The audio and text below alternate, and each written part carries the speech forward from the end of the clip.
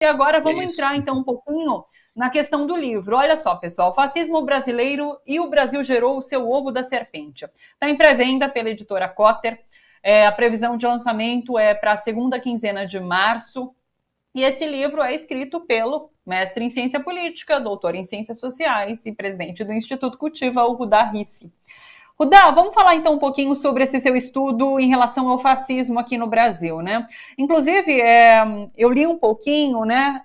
E se fala muito sobre essa questão do fascismo ter desabrochado aqui no Brasil com as jornadas ali de 2013. Você refuta um pouquinho essa teoria, né? Você fala sobre essas três ondas que levaram à eleição de Bolsonaro, justamente, que é essa eclosão, né, do fascismo. Conta pra gente, então vamos começar daí. Por que você diverge um pouquinho dessa questão de 2013 e como que você Bom, entende essa ascensão? bom, Thalita, eu não divirjo um pouquinho, não, divirjo totalmente, radicalmente. Eu acho que quem fala isso, você vai me desculpar, mas é gente que não sabe pesquisar, não é séria, é gente que confunde ciência com um discursinho de palanque, né? Não há nenhum dado que indique que 2013 estava na linha da extrema-direita. Nós tivemos, só para você ter uma ideia, os articuladores do MBL, do Vem Pra Rua, em 2013, eles escreveram, deram entrevista, escreveram texto dizendo: a gente ficou lá no vão do MASP enquanto passava todo mundo da manifestação. Eles admitem que eles só conseguiram explodir em 2014, principalmente no final. Aliás, é muito estranho. Se 2013 teve a explosão da extrema-direita, ou que foi usada, por que, que em 2014 eles não apareceram? Só foi aparecer em 2015. É porque eles não estavam conectados com 2013. 2013 foram manifestações, eu posso dizer, porque eu fui entrevistar essas pessoas, fui com a minha equipe e saiu esse livro aqui. Ó. Esse é o meu livro sobre 2013, que não é pequenininho, em que eu estive com a minha equipe levantando o que estava ocorrendo. Então, em primeiro Sim. lugar, eu sou cientista social. Eu não fico fazendo discursinho político. O que aconteceu foi que a base das organizações que estavam em 2013 eram autonomistas ou anarquistas, seguidos por trotskistas, por organizações e partidos comunistas. Não tinha direita. Só para você ter uma ideia, aqui em Belo Horizonte, a primeira palavra de ordem da Assembleia que vai levar a primeira grande manifestação, em 2013, foi: somos todos de esquerda. Como é que a direita iria fazer um discurso desse? Né? Acontece que o que ocorreu foi que principalmente o governo da Dilma Rousseff e os petistas daquele momento se assustaram, porque eu não sei se você sabe que a Dilma Rousseff chamou uma reunião com os movimentos sociais e organizações populares tradicionais, MST, a Central Única de Favelas e assim por diante, durante as manifestações e pediu para o pessoal, isso está gravado, viu?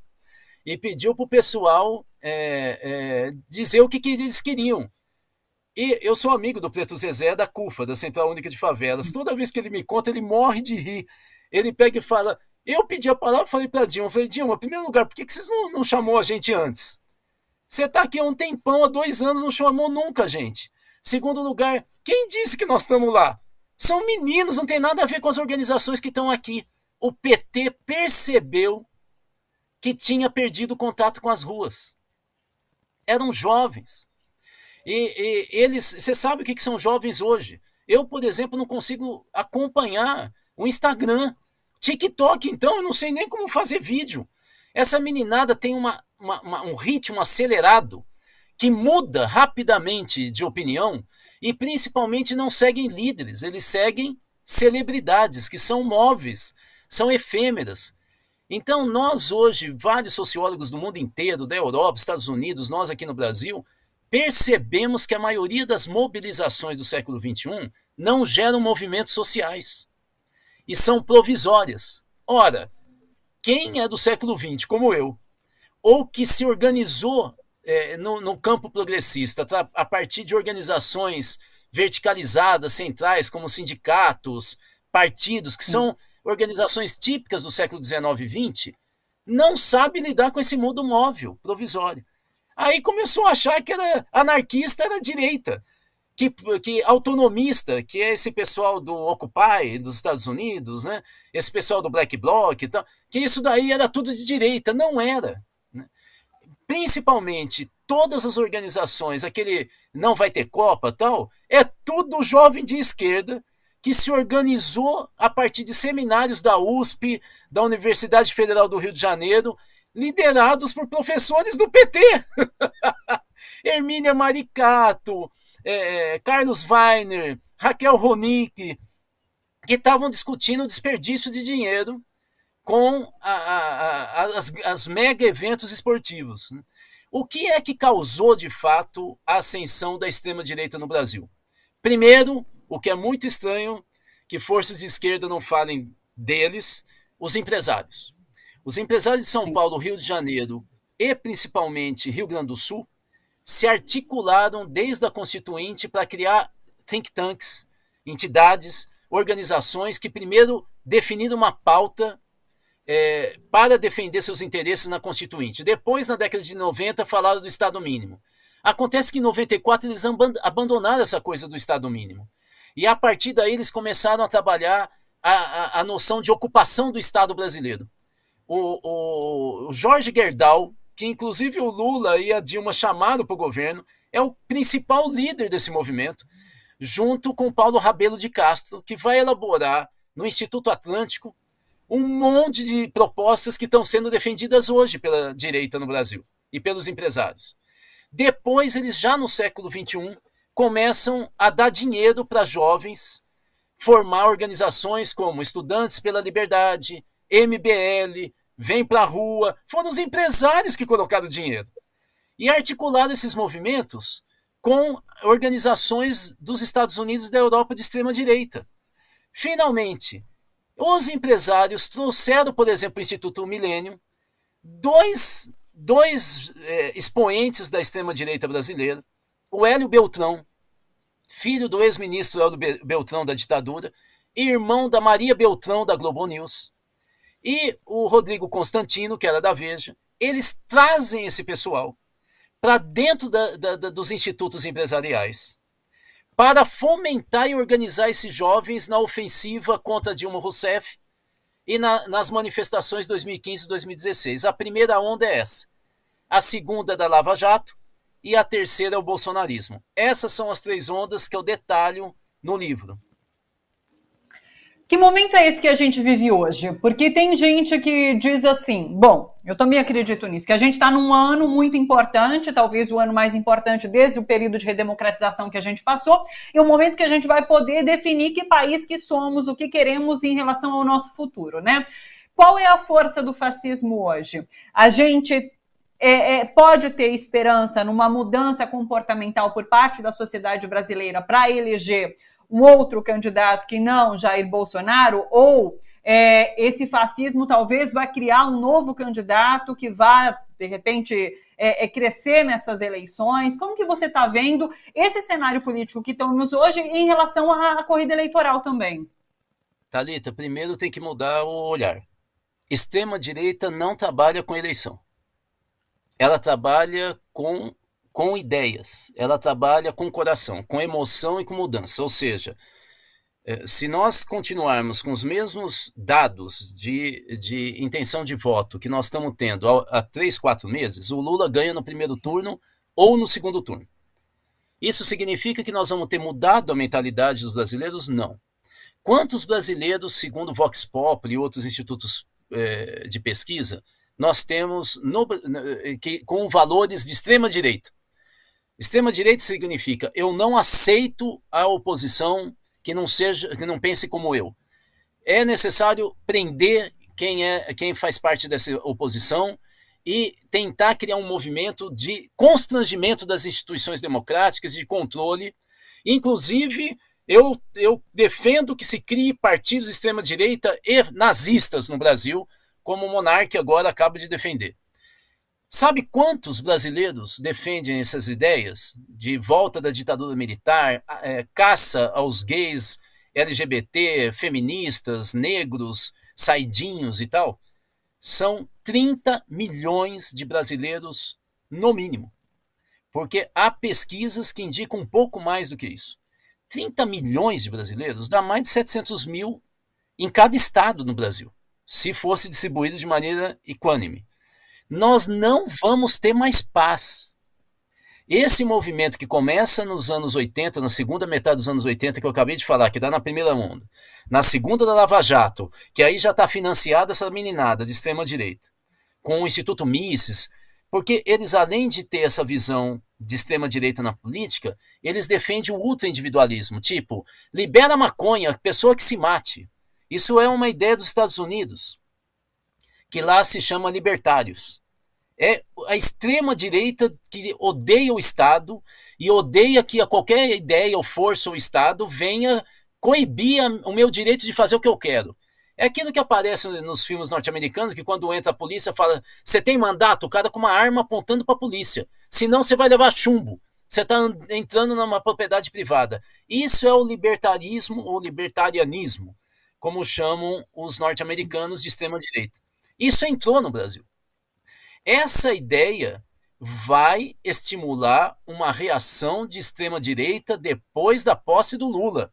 Não tenha dúvida. Como está acontecendo na França.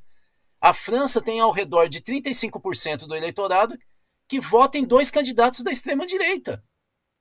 É o que está acontecendo em vários países, por exemplo, agora, na eleição parlamentar de Portugal. O terceiro partido mais votado, acima do Bloco de Esquerda e do Partido Comunista Português, que não são qualquer força política, é o Chega, o nome do partido, que é de extrema-direita. No Chile, Argentina, esse é um fenômeno internacional. Então nós não podemos achar que a eleição resolve a parada, pelo contrário. Se nós não nos prepararmos para discutir programa, criar plenárias de sindicato, movimento social, agora,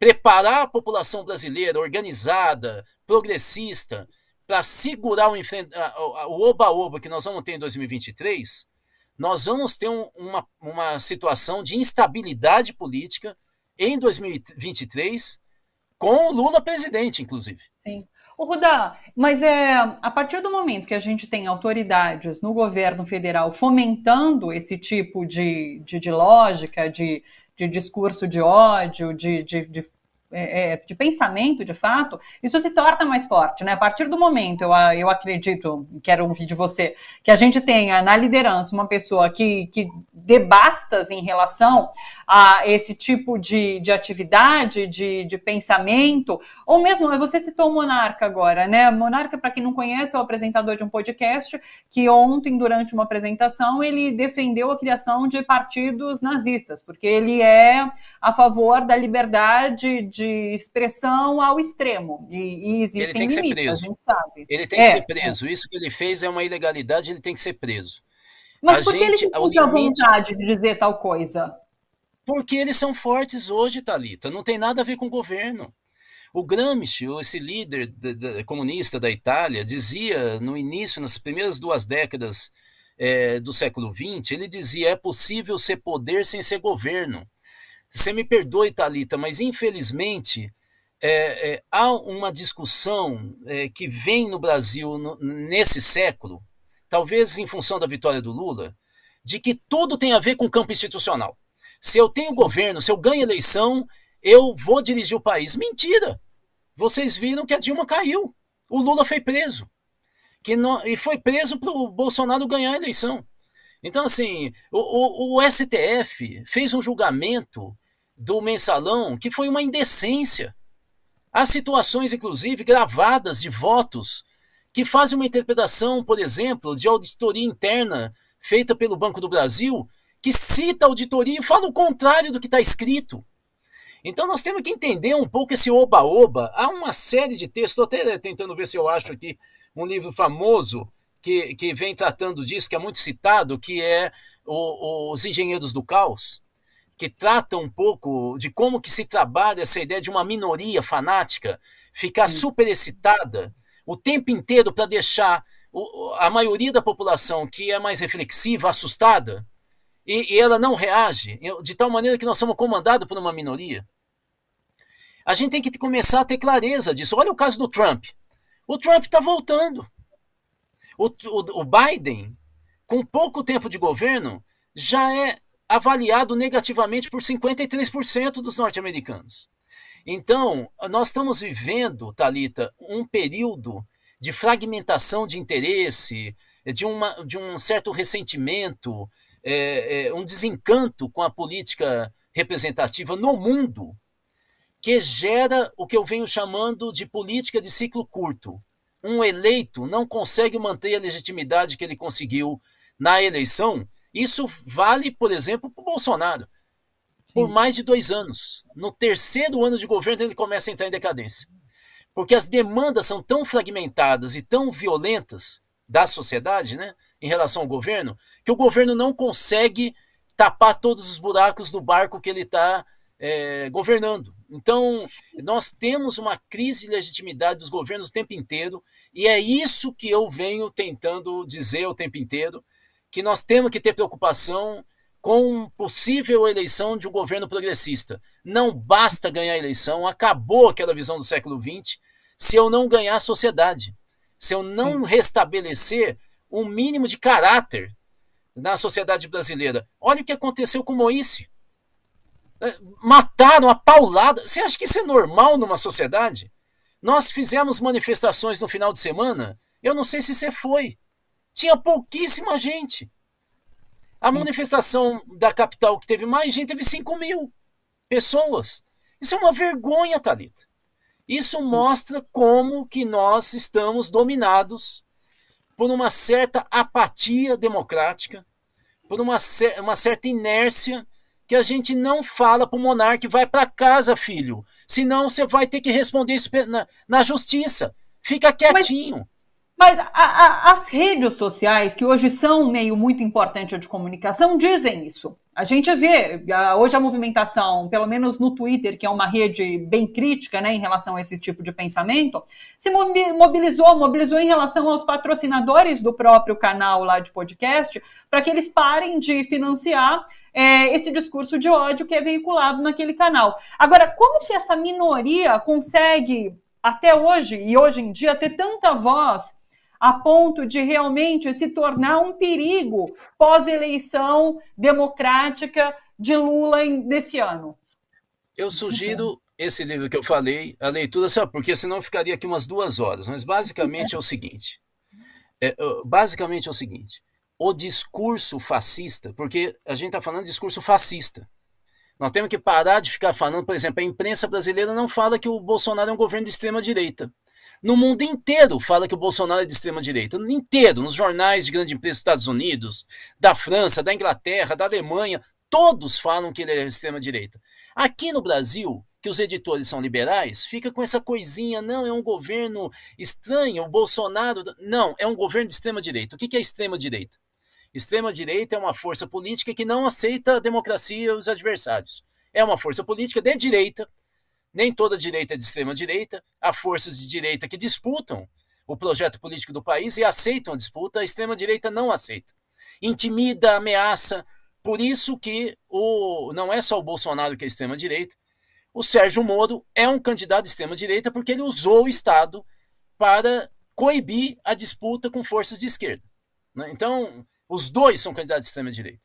Você vê que nós não temos muitos candidatos no campo progressista, mas nós temos 2 que estão entre os 3 com mais intenção de voto, que são de extrema-direita. Isso já mostra. Isso significa o quê?